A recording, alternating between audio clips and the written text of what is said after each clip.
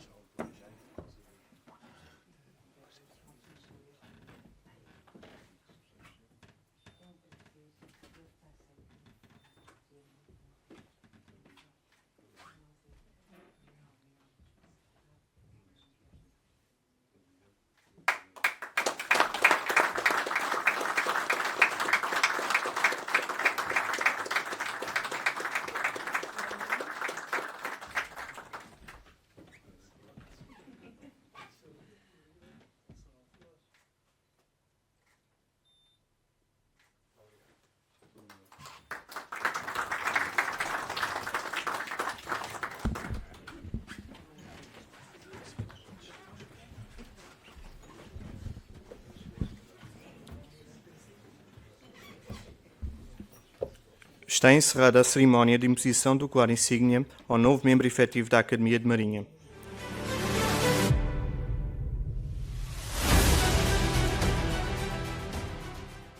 Vai usar da palavra a Vice-Presidente da Classe de História Marítima, Professora Doutora Ana Paula Avelar, em representação do Presidente da Academia de Marinha, Vice-Almirante José Manuel Silva Carreira.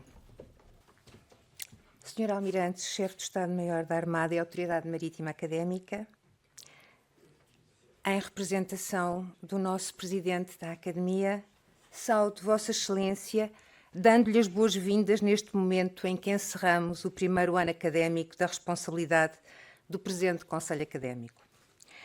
Agradecemos ter-nos dado a honra e o brilho da sua presença, que confere assim um caráter solene a esta sessão e que entendemos também constituir um sinal de apoio muito forte à nossa Academia e de reconhecimento à sua ação e ao labor dos seus académicos. Ficamos também, por isso, imensamente gratos. Senhores Presidentes de Academias Nacionais e os seus representantes e de outros organismos culturais, nossos parceiros, senhores almirantes, senhores académicos, senhores convidados, a todos cumprimento e dou as boas-vindas. É sempre com muito gosto, palavras do Sr. Almirante também que eu aqui transmito e que estou a ler, que os recebemos na Academia de Marinha e ficamos muito gratos pela vossa presença. Termina hoje a exigente, mas também gratificante viagem que empreendemos no início do presente ano académico, com as habituais incertezas inerentes à largada, mas hoje com a sensação de termos chegado a bom porto.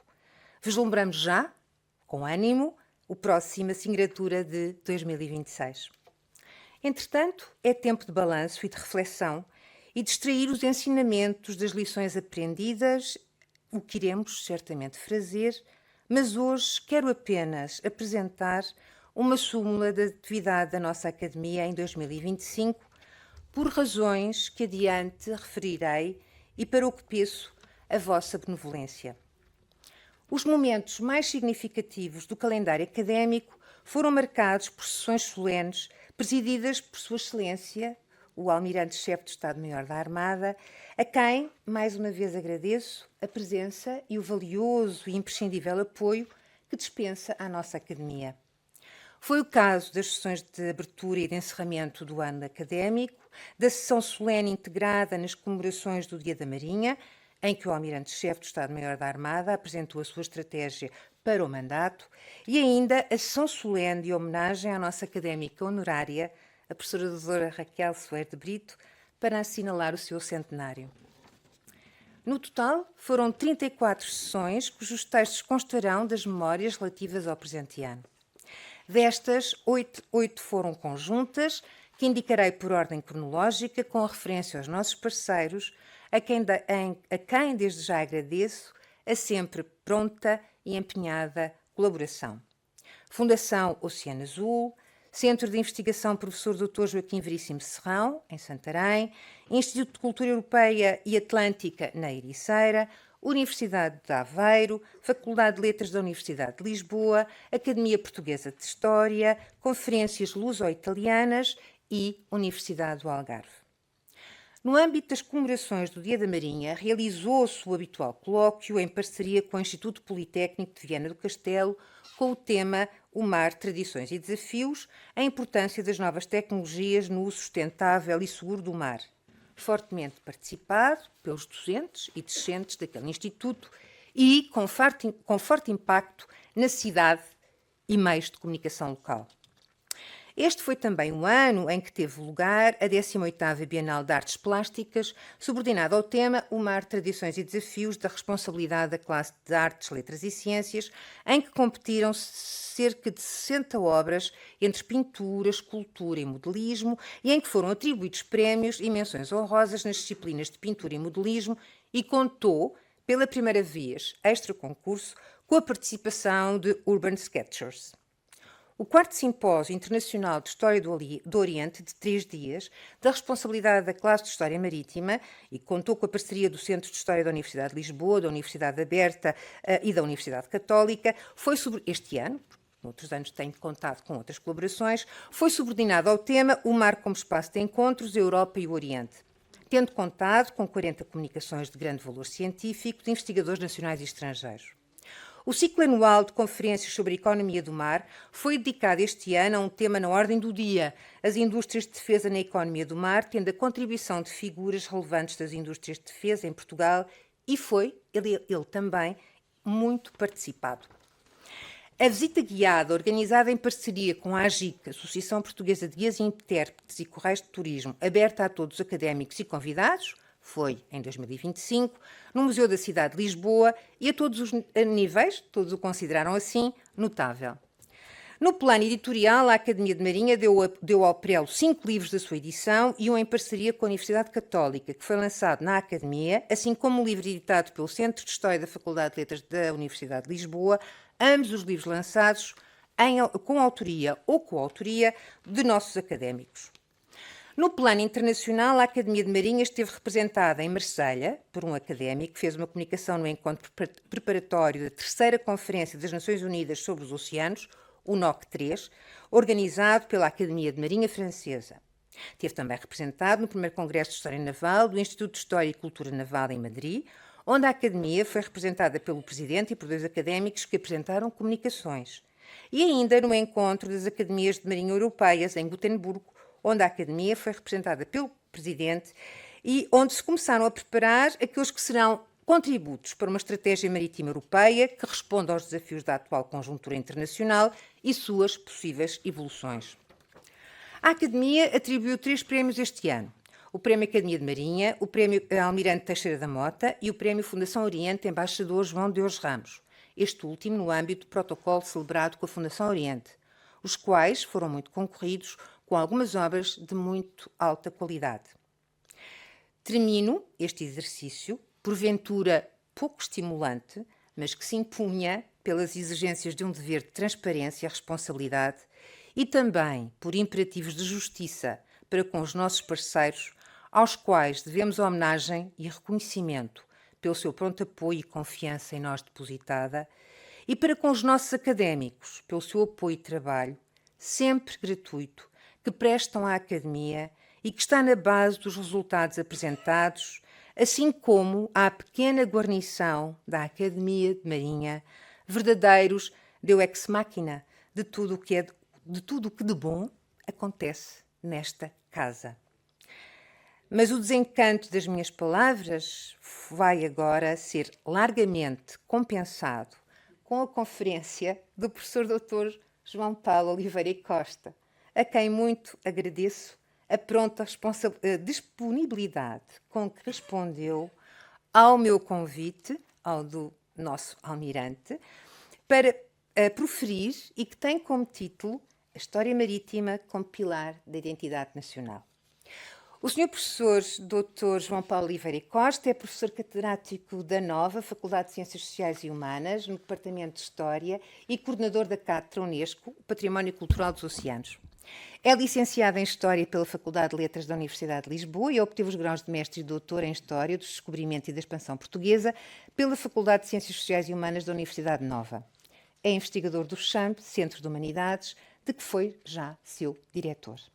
Especializou-se inicialmente na história das relações luso-nipónicas, mas o tema dos descobrimentos levou primeiro ao estudo das civilizações asiáticas e depois ao estudo da história global da humanidade.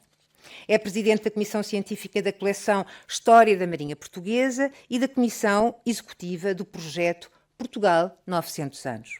Foi um dos coordenadores da coleção Biografias dos Reis de Portugal.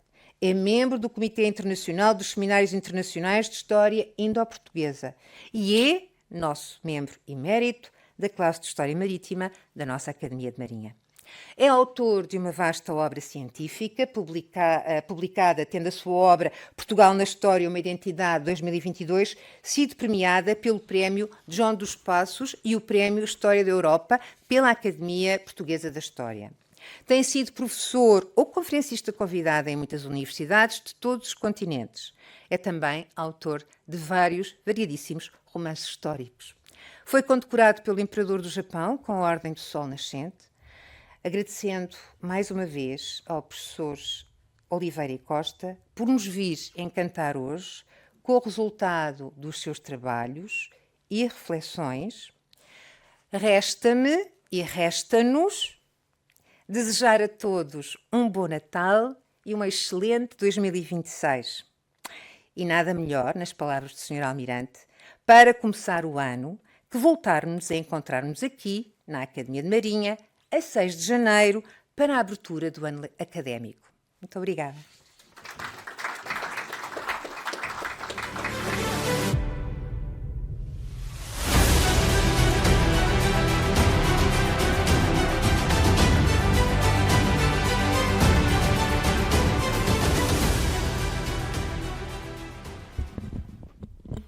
Vai dar-se início à comunicação A História Marítima como Pilar da Identidade Nacional, pelo académico João Paulo Oliveira e Costa.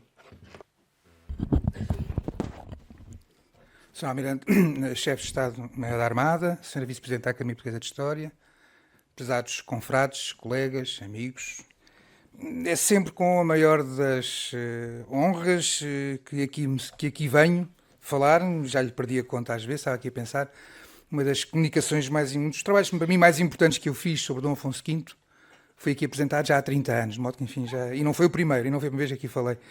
E, portanto, enfim, tenho uma vida que, felizmente, com muita honra, está muito associada à Academia. Não está mais porque os meus deveres académicos me tiram daqui não me deixam estar aqui regularmente às terças-feiras, isto quando estou em Lisboa, porque muitas vezes não estou em Lisboa, como é sabido também. Tenho uma vida realmente bastante agitada. Mas é com muita honra e com muito gosto que aqui estou para refletir convosco um bocadinho sobre este tema que me foi proposto e que eu aceitei com todo o interesse e gosto de pensar como é que a nossa história marítima, é um pilar da nossa identidade nacional. Estive há menos de um mês em Madrid, onde ia fazer uma conferência e onde aproveitei para ver um museu que ainda não conhecia, que é o Museu de Arqueologia de Madrid. Fica por trás da Biblioteca Nacional de Espanha. E um museu muito interessante, em que me chamou a atenção, para lá daquilo que eu esperaria, num dos mapas, a forma como, ou em vários mapas da pré-história, a forma como, ainda antes de falarmos de fenícios e do que vem a seguir aos fenícios, e portanto quando entramos numa história mais próxima, que são com a nossa identidade e mesmo com as nossas memórias coletivas, como noutras ocasiões anteriores, os colegas espanhóis estavam a fazer aqueles mapas, não estavam a pensar nas minhas ideias, evidentemente, como a fachada atlântica da Europa, uma faixa que vai apanhar as Ilhas Britânicas e que vem até aqui, até ao Algarve, muitas vezes aparece agregada em certas culturas, nomeadamente a cultura megalítica. Isto ajuda-me a pensar que o mar sempre teve influência, muito antes de se pensar em Portugal. É evidente que não posso... a cultura megalítica, que é estamos a falar de uma civilização que não tem nada a ver com a nossa atual, não são indo-europeus, são pré-indo-europeus, mas Stonehenge, Cranach na Bretanha ou Cuscromlech ali ao pé de Évora fazem tudo parte de uma civilização que preencheu a totalidade deste espaço e que, de certa maneira, terá sempre usado também, terá-se inspirado no mar. Stonehenge está em cima do mar, outros nossos não estão, mas o Cranach na Bretanha também, e, portanto, terá que haver uma ligação. Mas isto é só para registrar que, provavelmente, se fizermos um esforço, nós encontraremos ligações dos habitantes destas terras com o mar e que o mar já uniu outros povos sobre os quais não temos quase conhecimento nenhum, não sabemos nada, a não ser que nos deixaram aqueles pedregulhos em pé. Pouco mais sabemos sobre essas culturas e mais, enfim, todo mais o material que nós conhecemos, mas conhecemos muito pouco dessas civilizações que são anteriores aos indo-europeus, que foram, digamos, o caldo de cultura que dominou há pouco mais de 3.000 anos a Península Ibérica. A nossa história, de certa maneira, a história que se relaciona com Portugal, a história que se relaciona com aquilo que é a nossa identidade portuguesa, começa provavelmente quando os fenícios fundam Lisboa. Quando os fenícios percorrem aquilo que é a costa portuguesa, a nossa costa portuguesa, que terá começado pelo Algarve, vieram até Lisboa e não passaram de Lisboa. Não passaram em termos de fundação de cidades. Ainda fizeram uma feitoria na embocadura do Mondego e não passaram para cima porque eram povos mediterrâneos e o Mediterrâneo acaba aqui em Lisboa. Nós estamos mesmo no fim ou no princípio, depende do sentido da viagem, mas estamos na dobradiça. Como dizia um ilustre académico desta casa, Juan Marchena Fernandes, estamos na dobradiça entre o mundo atlântico e o mundo mediterrâneo e portanto, é natural que isso aqui seja. Mas o que é muito curioso é que, neste momento, a peça mais antiga escrita que nós conhecemos sobre a Lisboa fenícia, que está no Aurea Museum, aqui perto, enfim, junto na caminho de Santa Apolónia, pouco depois do Campo das Cebolas, é uma estela que tem um nome, e esse nome já é um nome, o que os especialistas dizem, é que é um nome que não é um nome puramente fenício, mas esse nome já indica exatamente uma ligação entre um progenitor fenício e um progenitor. Qual é o masculino ou o feminino? Não vale a pena estarmos aqui a dedicarmos à adivinha. Ibérico, por assim dizer, daqui, do povoado que existiria onde é hoje o Castelo de São Jorge. E, portanto, desde muito cedo, que nós encontramos esta ligação das pessoas daqui, das pessoas da nossa terra, da terra que é a nossa, com este mar que também é nosso. E, portanto, isto atira-se para a peça, a estela tem 2.700 anos, mas nós sabemos que os fenícios estão aqui já estavam cá quando essa estela foi construída. E, portanto, digamos que o indício vem, podemos ir buscar indícios lá atrás, muito antes de sermos nós próprios. Depois, olhando para o que foi o tempo anterior à nossa independência, há 2 ou 3 notas que eu acho que são fundamentais para percebermos. Uma das coisas que no livro que a doutora Ana Paula acabou de citar e que eu publiquei, uma das coisas que eu defendo é que apesar de haver uma continuidade geoclimática entre o Minho e a Galiza, entre Trás-os-Montes e o resto da Galiza mais interior, ou entre o Alentejo e a Andaluzia, a verdade é que a fronteira não é por acaso. A fronteira não é uma coisa de ocasião.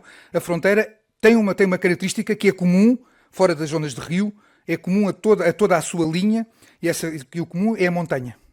É a montanha que é muito visível. Façam o exercício de entrar em Portugal, vindos por Vilar Formoso, e vejam como é que é a orografia do território até entrar em Portugal.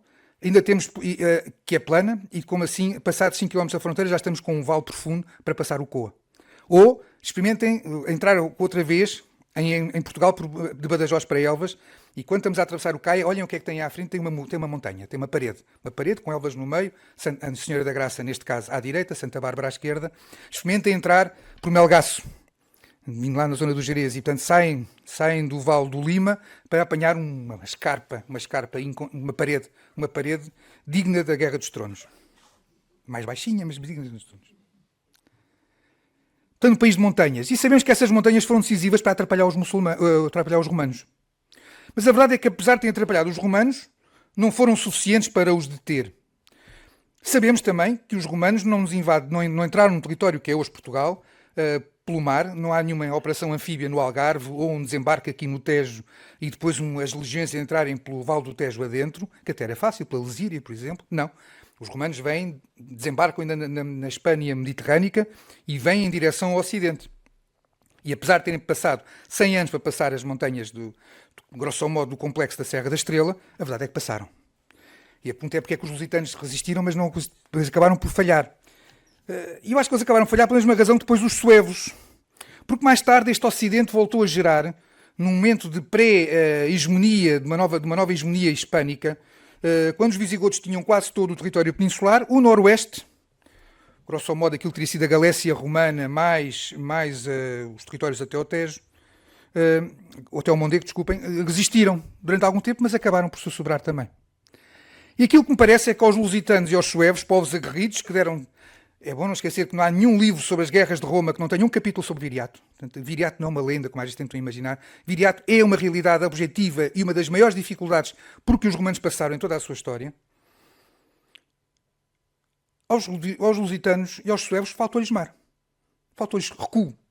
Encurralados, quando foram esmagados, não tinham para onde ir, só se atirassem para o mar, mas depois também não iam para lado nenhum. Portanto, a falta de mar tinha uma costa, esta costa que é a nossa, mas o mar não lhes servia de nada, não tinha o mar, o seu mundo era um mundo fechado sobre si próprios. Também não tinha mar o Condado Portucalense, é verdade. Mas embora não tivesse mar no sentido que depois Portugal vai ter desde a sua fundação, o Condado Portucalense, de qualquer maneira, é criado de uma maneira diferente, é criado a partir de um centro do norte da península, das Astúrias, de Oviedo, depois de Leão, e, portanto, está numa periferia daquilo que é o Reino de Leão, é evidente, mas é uma periferia operacional. E uma coisa que é relativamente importante é que, a partir do século XI, este Condado Portucalense, a partir das praias perto de Caminha, já exporta sal para o norte da Europa. E, portanto, o mar já não é só meramente uma paisagem, mas é também já uma fonte de economia e de exportação.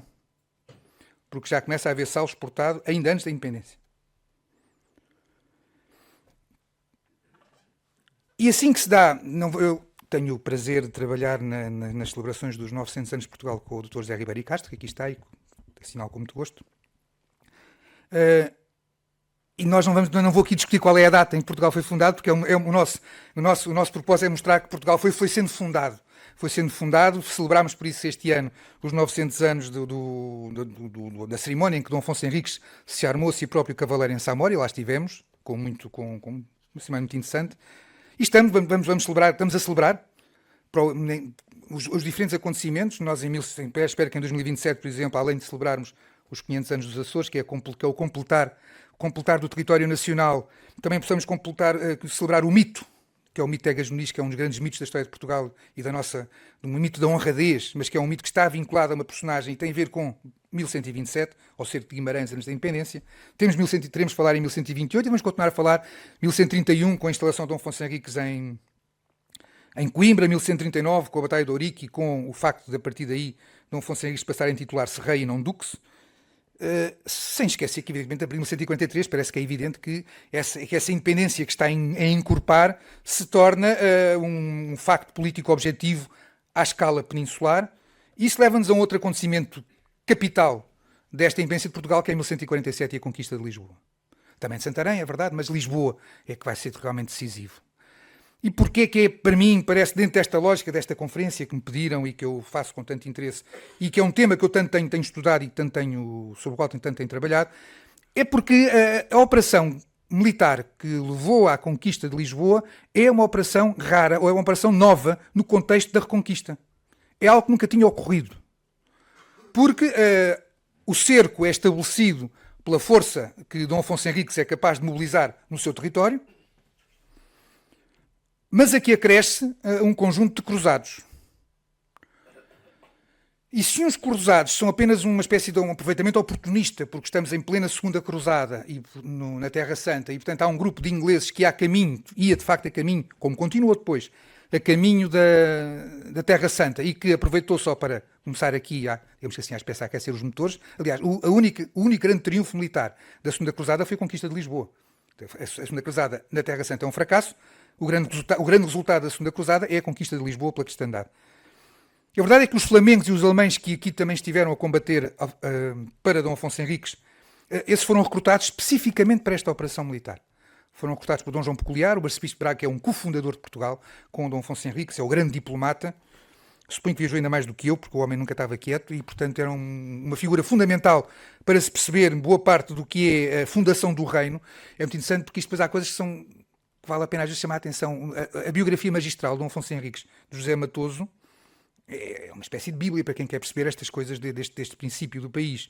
E se formos ainda só nomástico, não há figura mais citada por Matoso, além de Dom Afonso Henriques, que o Dom João Peculiar. E, portanto, é um sinal, e o Matoso não estava a pensar nisto que eu estou a dizer, mas naturalmente, ao escrever Dom Afonso Henriques, ele escreveu também Dom João Peculiar. O Dom João Peculiar foi o grande recrutador dos flamengos e dos alemães, que vieram de propósito para combater em Lisboa, para recuperar Lisboa para a cristandade. E poderiam dizer, bom, mas isso, até o pai de Dom Afonso Henriques era um francês, tinha vindo cá, portanto, estrangeiros virem cá já tinham vindo, pois tinham, mas vinham pelos Pirineus. É a primeira vez, a conquista de Lisboa, 4 anos depois da Conferência de Zamora. Portanto, o que me parece aqui muito importante, do nosso ponto de vista, para percebermos a nossa identidade ainda hoje, é perceber que o país tem, sem entrar nas coisas quando é que começou o país, mas está apenas com 4 anos que tem o reconhecimento formal, inequívoco, do imperador de Leão e Castela, de que Portugal é independente e que Dom Afonso Henriques tem direito ao título de rei. 4 anos apenas. E imediatamente, no grande ganho territorial, que é crucial para o próprio país, não é a cidade de Lisboa, é o estuário do Tejo. O estuário do Tejo é fundamental para a nossa existência. A verdade é que essa operação é feita com o recurso ao mar de uma maneira que nunca tinha sido feita durante toda a conquista até aí. E, portanto, isto parece-me que é um elemento fundamental. E, a partir daí, é uma coisa que eu não percebo porquê, mas é muito subestimada na maior parte mesmo dos meus colegas de História Económica, não todos, mas muitas vezes é muito subestimada, e não é reconhecido com o valor que eu acho que devia ser reconhecido. Quando se Portugal foi sempre um país deficitário de cereal. Pois foi, não tem terras para isso, mas nunca teve fome desse ponto de vista. Não conheço nas crónicas, não digo, neste ano as pessoas andaram todas a morrer de fome por causa da carestia, por causa de que não produzimos. Porque quando não produzíamos, comprávamos. E podíamos comprar porque nós éramos exportadores de um outro ouro, que é o sal. O sal é uma riqueza de Portugal constante até ao século XIX. Depois é que é superado, enfim, quando os grandes navios a vapor e depois a motor já elétricos conseguem passar a trazer sal do Chile ou de outros sítios assim, o sal português deixa de ter o mesmo valor económico. Mas nós sabemos, por exemplo, que as indenizações que tivemos de pagar à Holanda no fim da Guerra da Restauração foram pagas em sal. E que os suecos e os dinamarqueses ainda vinham comprar sal a Portugal no século XVIII e no princípio do século XIX. O sal, e falar do sal, de uma riqueza natural do mar, pode-nos voltar um bocadinho atrás, não esquecer que a primeira grande marca internacional de Lisboa é o garum.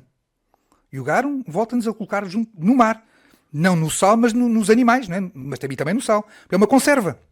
Com a cavalo e com a sardinha. E, portanto, a primeira grande riqueza de Lisboa, a valia de Lisboa no contexto do Império Romano, é o mar. Mais, porque Lisboa também funcionou exatamente numa altura em que estamos em toda a Europa na Pax Romana, ou toda a Europa ocidental, a Europa a sul do Reno e do Danúbio. A verdade é esta. A valia do território da Lusitânia no contexto do Império Romano é exatamente um produto do mar. Um produto fabricado. Aí não um produto natural, mas um produto fabricado, mas é o mar. E, portanto, perceber que realmente este ocidente peninsular, com este estuário do Tejo absolutamente decisivo, e de uma valia económica, geoestratégica, de facto, insuperável, estava a apontar-nos realmente nessa direção. E, portanto, Portugal, desde muito cedo, que se torna, assume-se desde o princípio para esta via, com o mar como algo essencial na sua existência. É verdade que nessa altura, há 900 anos, Lisboa não fazia ainda relação para o sul, porque Lisboa torna-se a fronteira. Durante todo o reinado de Dom Afonso Henriques, durante o reinado de Dom Sancho I, os muçulmanos chegam a voltar à Almada em 1190 e, portanto, durante quase 100 anos, Lisboa foi um porto de fronteira. Mas sendo um porto de fronteira virado para sul, era já um porto exportador, primeiro, ou era um porto que assegurava a defesa de todas as salinas, primeiro da zona de Aveiro, que depois baixam para Setúbal e finalmente chegaram também à zona ao estuário do Guadiana. Mas este elemento é fundamental e temos toda a informação nesse sentido. Ora, além disso, a verdade é que Portugal é um país peninsular, na periferia, e que evitou sempre aquilo que os outros não fizeram, porque não era tempo para isso. Mas Portugal, desde o princípio, percebe que tem o mar como parte da sua essência. E ao contrário dos suevos, e muito mais ao contrário dos pobres lusitanos que não tinham com quem se entender, os portugueses vão se entender sistematicamente desde Dom Afonso Henriques, com a Flandres, com a França e com a Dinamarca. E temos casamentos da família real portuguesa no final do século XII, ainda em vida de Dom Afonso Henriques, a Dona Teresa, a sua filha mais nova, com o Conde da Flandres, e depois, ao longo do século XIII, vários casamentos da família real na primeira metade, enquanto a família real tem infantes subjantes, porque há uma coisa também, a estratégia é muito clara, um primogénito casa na Península Ibérica, o herdeiro casa na Península Ibérica, e a filha mais velha casa na Península Ibérica. Os outros é que podem ir casar para outros sítios e vão com vantagem de alargar depois outras alianças. Mas tivemos 2 rainhas da Dinamarca, tivemos 2 condessas da Flandres, tivemos ligações muito próximas. A certa altura, os reis de Portugal são primos direitos dos reis de França, porque são filhos de 2 irmãs castelhanas, Branca de Castela e Dona Urraca, sabe, a mulher de Dom Afonso II. E, portanto, e nesta altura em que Portugal está virado para o continente, para a fachada continental do Atlântico, a Inglaterra, em 1199, tenta casar em Portugal. João Sem Terra, quando enviúva, procura ter um segundo casamento com uma filha de Dom Sancho I. E, portanto, a Inglaterra já estava a perceber também do interesse que tinha.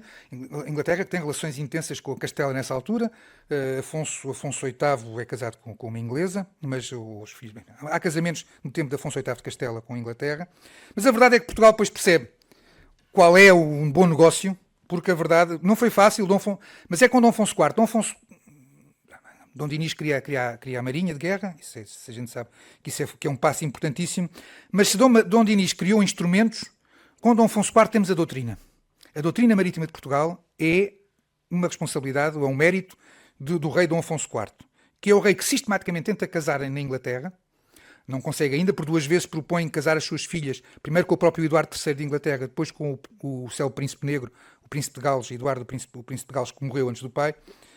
A Inglaterra aí ainda não estava preocupada com a Guerra dos 100 anos, tinha outros interesses, mas Dom Afonso IV procura, e ao mesmo tempo que procura a aliança com a Inglaterra, em vez da aproximação ao Atlântico continental, proclama em 1345 uma carta que eu acho que é das cartas mais importantes da história de Portugal, que é quando o Papa lhe pede ajuda pede que ele ajude um bisneto do rei de Aragão para ir ocupar as Canárias. Não ajudo, não senhor, porque essas ilhas são minhas. E são minhas porque eu estou mais próximo. Também diz que também fomos primeiro lá mandar, que é um argumento fraco, mas diz uma coisa que essa é irreversível. Sou que estou mais próximo. E, portanto, são minhas. Eu tenho direito a essas ilhas. Sabemos que as Canárias nunca foram portuguesas, mas sabemos que através dessa doutrina, quando os portugueses depois, no século XV, ocupam e povoam e integram no território nacional quer o arquipélago da Madeira, quer o arquipélago dos Açores, que nenhum príncipe da Europa contestou. Até hoje. E, portanto, e nós sabemos que depois, uma coisa é no século XV, que a Europa está entretida com as suas diferentes guerras civis, mas é que depois tivemos grandes tratados europeus, Westfália em 1148, Utrecht em 1715, Viena em 1815, e nunca o domínio, e nunca a forma como Portugal é um Estado com um território descontínuo, que é a natureza de Portugal, foi posta em causa. Eu atrevo-me quase a dizer que eu acho que Dom Afonso Henriques já adivinhava isso. Não, e atrevo-me a dizer isto porquê? Porque nós temos informação que logo na Marinha de Dom Afonso Henriques se mexe, e que há os célebres ataques de Dom Afonso Roupinho a Ceuta, mas é evidente que há um sinal de interesse marítimo por parte de Dom Afonso Henriques e que isso se completa na altura própria. Na altura própria, primeiro, quando em Aljubarrota, a ajuda dos ingleses não vou dizer que é crucial, mas foi muito importante. Não desdenhemos o papel daqueles arqueiros na flagelação da cavalaria, da carga de cavalaria castelhana que se aproximou do reduto português no princípio da batalha. E portanto isso foi... E depois os ingleses mantêm uma posição firme com Portugal. É muito interessante porque ao longo do século XV há várias propostas de aliança que são feitas a Portugal ou à Inglaterra, em que de tal maneira era já evidente para a Europa esta ligação entre Portugal e Inglaterra, que a proposta era feita a Portugal, eu conheço documentação sobre Portugal, que diz, propomos que entre numa liga connosco, que é uma liga de amigos, portanto, se algum de nós for atacado, todos temos que responder, mas se esta liga for atacada por Inglaterra, Portugal está dispensado de responder. Portanto, um reconhecimento de que se queriam atrair Portugal para uma determinada estratégia, isso tinha que respeitar, apesar de tudo, questões estruturais mais profundas do que as conjunturas, que era a evidência, ainda estávamos no século XV, desta ligação umbilical entre Portugal e a Inglaterra, que nós não temos dúvidas que foi muito importante para nós.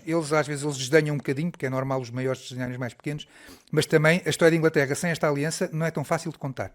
Nomeadamente as guerras napoleónicas, ou mesmo a Guerra dos 100 Anos, porque na Guerra dos 100 Anos, na última década do século XIV, há navios portugueses a defender a Inglaterra e a ajudar a Inglaterra no Canal da Mancha. Portugal, portanto, completa-se no mar. É bom não esquecer isto também, não é? Nesta edição de identidade nacional, um país como Portugal só se entende completo. E completo vai até à Ilha das Flores, que é a mais ocidental, ou até à Ilha do Corvo, que é a mais pequenina e a que tem menos gente. Mas tudo faz parte, tudo é integrante. E é muito interessante porque eu ando muito pela Europa e vou muito aos Açores. Também vou muito ao Arquipélago da Madeira, mas aos Açores vou com uma frequência maior. E por toda a Europa, se estiver num sítio qualquer da Europa, é muito difícil dizer que eu sou de um país, é mais fácil dizer que sou de uma região. Estive agora numa viagem fui procurar perceber o que é a Silésia. A Silésia é um território que nunca foi independente e que hoje tem uma cidade na Alemanha, 2/3 na Polónia e 1/3 na Chequia.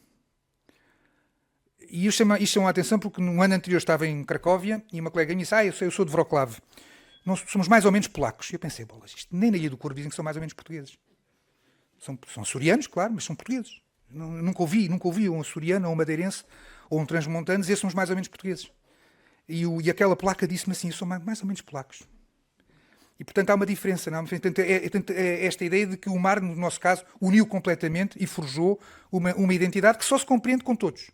Com o território continental e com as 11 ilhas principais. O mar depois vai-nos trazer algo que é fundamental, que é o ouro da mina. O ouro da mina tem sido muito desvalorizado por causa do cheiro das especiarias que entontece as pessoas, mas o que deu força à coroa portuguesa desde o final do reinado de Dom Afonso V, todo o século XVI não foram as especiarias, eram caríssimas, era uma atrapalhada, davam uma grande receita, mas davam uma enormíssima despesa para conseguir. O ouro da mina era dado quase, não é? Era uma coisa que era poucos meios humanos, meios navais pouquíssimos também, sem meios de guerra, quando muito depois a partir dessa altura é preciso escoltar algumas caravelas, e, portanto, é o ouro da mina que nos vai trazer as riquezas. Quando olhamos para o Manuelino, estamos a olhar para o ouro da mina. É o ouro da mina que faz o Manuelino. Claro que tem os fundos da Índia, mas a riqueza está no ouro da mina, que veio do Atlântico, que vem do mar, e claro que depois toda a forma como Portugal se vai projetar no mundo é através do mar. E, portanto, Portugal é o primeiro globalizador pelo mar.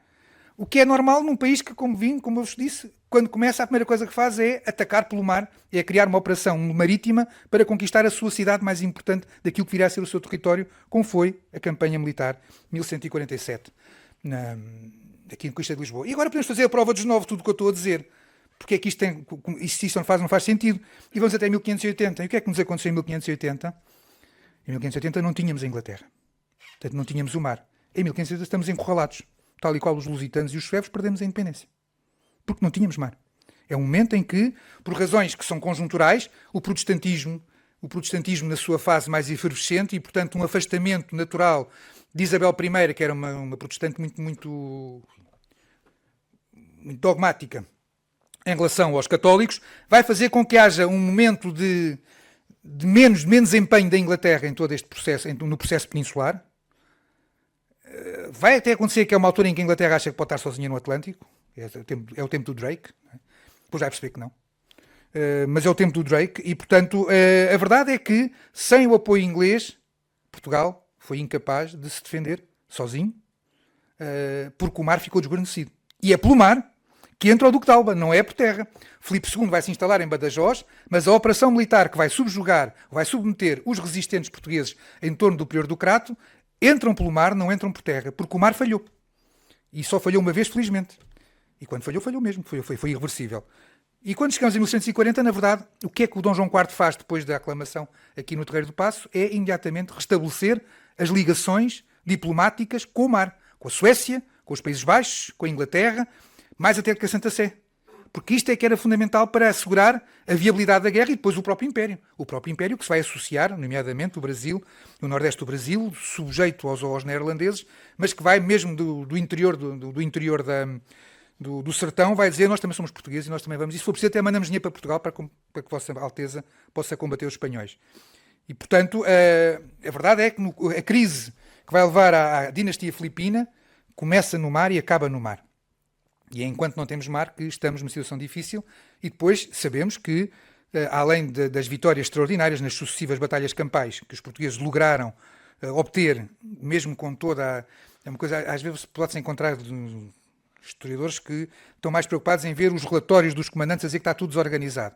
Santa desorganização, ganhamos as batalhas todas. Portanto, é uma coisa que não vale a pena. Não adianta. Uma coisa é a procura da perfeição, outra coisa é a eficácia. O exército português, as forças armadas portuguesas foram extraordinariamente eficazes e o povo português que as suportou, que lhes deu generosamente as suas pessoas, que construiu as fortalezas ao longo da linha da fronteira, foi capaz de resistir a este ataque, em parte porque contou, de facto, outra vez, com o auxílio do mar e com a impossibilidade.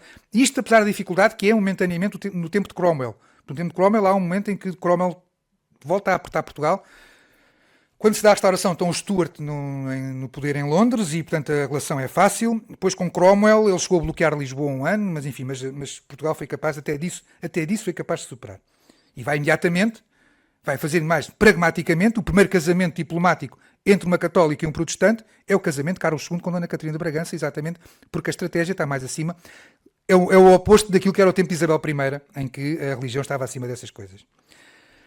Não vos quero amassar muito mais, só duas notas finais. A primeira, para lembrar que depois, entre 1668, quando acaba a Guerra da Restauração, e até 1822, falar de Portugal é quase falar do Atlântico com duas margens, ou três até, porque Luanda tem um papel importante. Durante o professor Lino Freitas Menezes, que está aqui, escreveu a parte da Nova História de Portugal, dirigida pelo professor Oliveira Marques, sobre este tempo, e ele assinalou logo isso, já há uns quase 30 anos, bem, assinalou logo que falar de Portugal neste tempo é uma coisa estranha, do ponto de vista de quem faz uma história colonial normal, porque a relação de Portugal com o Brasil não é uma relação de uma metrópole com uma colónia, mas sim de duas metrópoles. Ainda antes do Brasil ser reino. Apesar de estar, que nem era colónia, era Estado do Brasil e Estado do Maranhão e do Grão-Pará. O Brasil nunca foi uma colónia, verdadeiramente, do ponto de vista técnico, nunca foi uma colónia. Tinha uma colónia que era o Sacramento, mas ele era o Estado do Brasil, era o Estado do Maranhão e do Grão-Pará. E a verdade é que muitos dos reitores e dos lentes de Coimbra nasceram no Brasil. Alexandre Gusmão, o principal ministro de Dom João V, nasceu no Brasil. E nada disto era um problema, nem de um lado nem do outro. E, portanto, as pessoas movimentavam-se entre os dois lados como um só.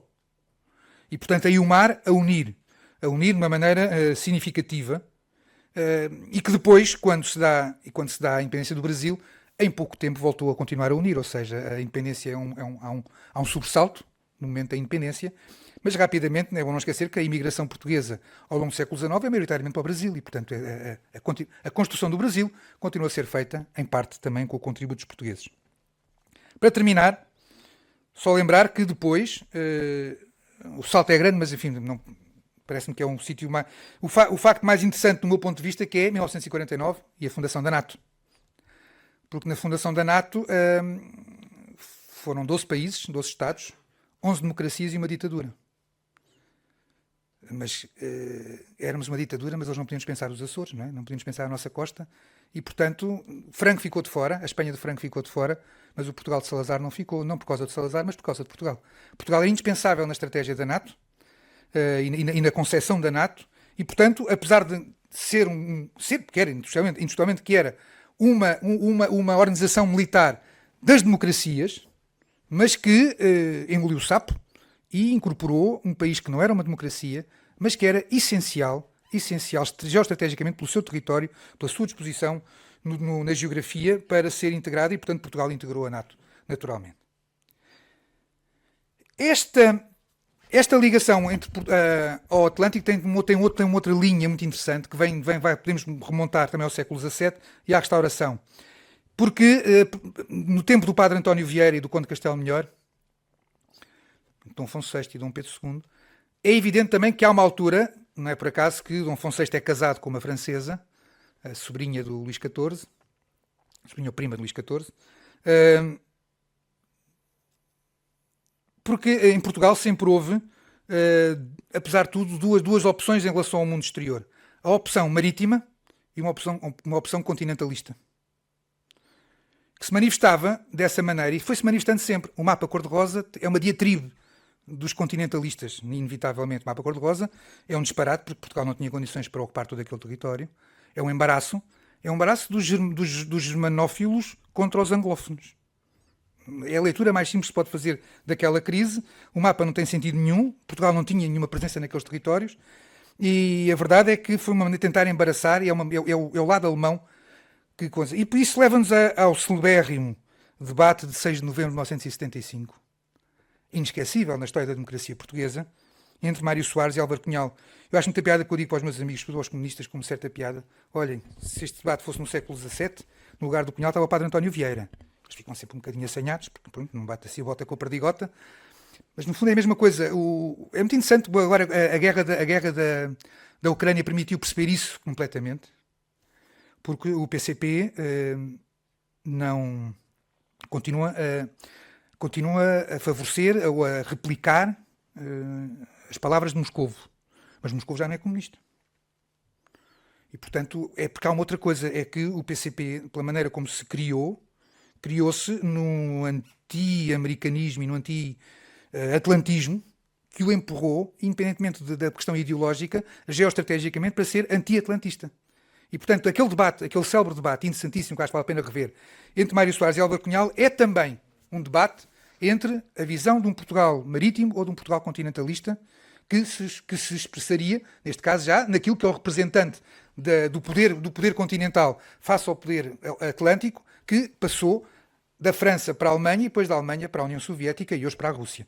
E, portanto, parece-me que é uma maneira de ver aquilo. Não é por acaso que em 2004 a Segunda Guerra do Iraque foi lançada nos Açores também, em que o George W. Bush lá foi até aos Açores, e lá foi o Blair, lá foi o Aznar, e, portanto, Portugal fez de compère daquela história também.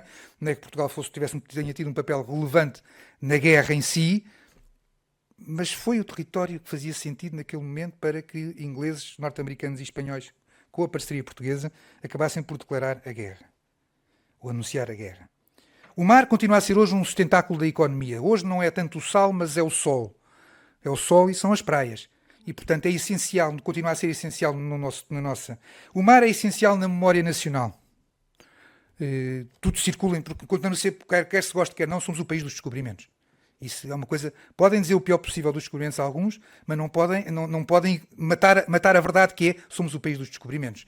E essa verdade é um dos trunfos da nossa diplomacia nacional. Estamos agora numa campanha dura para pela quarta vez chegarmos a um mandato de 2 anos no Conselho de Segurança. Os nossos diplomatas estão a bater-se, como eles sabem. Tenho testemunhos de muitos que conheço do que são as movimentações. Desta vez disputamos, há 2 lugares em disputa, e estamos nós, a Áustria e a Alemanha. E, portanto, uma vez mais não é fácil, mas já ganhámos aos suecos, já ganhámos aos canadianos, já ganhámos aos italianos e aos australianos, e eu acho que vamos voltar a ganhar porque nós temos os votos do mar. Temos os votos da Polinésia, temos os votos das Caraíbas, muito mais facilmente do que esses países, que é muito interessante porque são zonas onde a expansão portuguesa não se fez sentir, mas onde o respeito pela expansão portuguesa é profundo. E porquê? Porque são países do mar que veem em Portugal um dos seus, um país do mar. Muito obrigado.